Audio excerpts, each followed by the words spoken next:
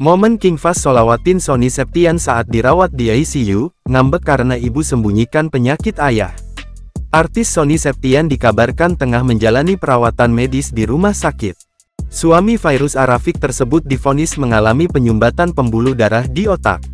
Sebelumnya, ayah sambung King Fahz tersebut sempat masuk ICU hingga akhirnya dipindahkan ke ruang perawatan biasa.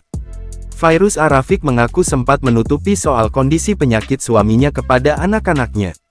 Diungkap Fairuz Arafiq, King Fahz sampai menangis setelah mengetahui kondisi ayah sambungnya itu kini hanya terbaring lemah.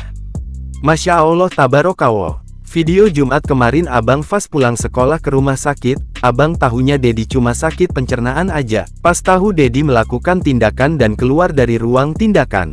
Abang ngambek sama Momi karena Momi gak ceritain yang sebenarnya sama Abang Fahz, tulis Fairuz Arafiq lewat unggahan Instagramnya, Senin tanggal 29 Juli tahun 2024 dikutip dari Tribun Sumsel.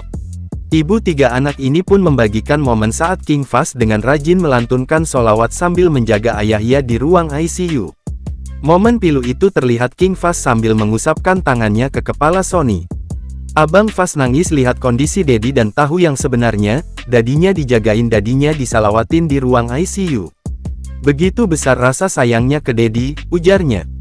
Fairuz meminta maaf karena telah menutupi kondisi sang suami kepada Fahz.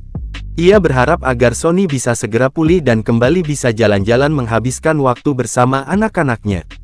Di sisi lain, Fairuz mengatakan penyakit suaminya ini baru diketahui setelah melalui proses pengecekan MRI.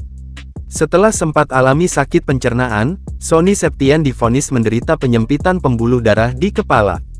Karena kepalanya pusing-pusing terus kan, dokter menyarankan di MRI, setelah di MRI ternyata ada di kepalanya gitu penyempitan, ucap Fairuz.